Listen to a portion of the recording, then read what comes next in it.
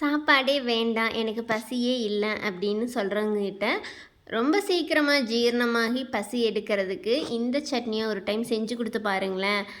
சின்னவங்களில் இருந்து பெரியவங்க வரைக்கும் பசி எடுக்காதவங்க இந்த சட்னியை சாப்பிட்லாம். இது எப்படி செய்கிறதுன்னு பார்த்துடலாமா? இன்றைக்கி நான் பிரண்டை சட்னி தாங்க செய்ய போகிறேன். இப்போ மழை பெஞ்சுது இல்லைங்களா, அந்த மழைக்கு பிரண்டையெல்லாம் நல்லா துளிர் விட்டு வந்திருந்தது, வேலியோரங்கள்ல எல்லாம் இருந்துச்சுங்க.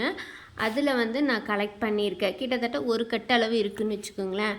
அதெல்லாமே கலெக்ட் பண்ணி நல்லா வாஷ் பண்ணிவிட்டு நாரெல்லாம் எடுத்து இந்த மாதிரி கட் பண்ணி வச்சுருக்கேன். இப்போ பாருங்கள், இந்த மாதிரி தான் கட் பண்ணி வச்சுருக்கணும். பிரண்டை ஃபஸ்ட்டு 2 துளிர் மட்டும் கட் பண்ணால் போதும். ரொம்ப பெருசாக இருக்கிற பிரண்டையெல்லாம் கட் பண்ணோம்னா நார் நாராக வரும். அதனால சின்ன கொழுந்து பிரண்டையை கட் பண்ணி இந்த மாதிரி நார் எடுத்து வச்சுருக்கிறேன்.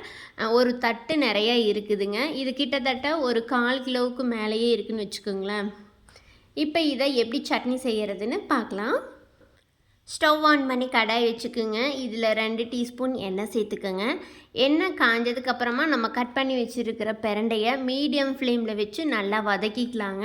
இது கிட்டத்தட்ட ஒரு 5 நிமிஷத்துக்கு பக்கமாக வதக்கணும். ஒரு மாதிரி கலர் சேஞ்ச் ஆகி வரும், அது வரைக்கும் மெதுவாக வதக்கிக்கலாம். இதுவே ஒரு 2 நிமிஷம் ஆயிடுச்சுங்க. இதுக்கே நல்லா கலர் சேஞ்ச் ஆகி வந்திருக்குது. ஆனால் இன்னும் ஒரு 4 நிமிஷமாவது நல்லா வதக்கணும். பிரண்டை நல்லா உள்ளே இருக்கிற அந்த தண்ணியெல்லாம் வற்றி குச்சி மாதிரி வரணுங்க. அந்த அளவுக்கு நல்லா வதக்கணும்.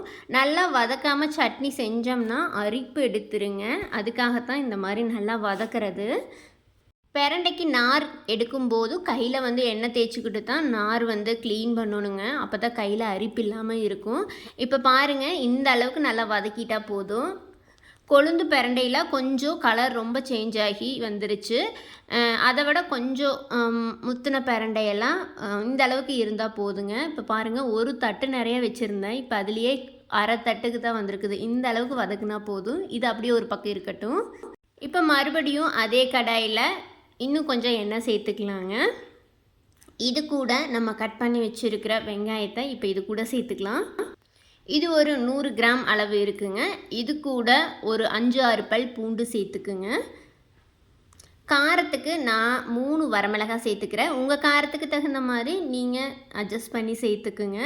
இப்போ இது எல்லாமே மீடியம் ஃப்ளேமில் வச்சு ஒரு கண்ணாடி பதம் வர வரைக்கும் நல்லா வதக்கிக்கலாம்.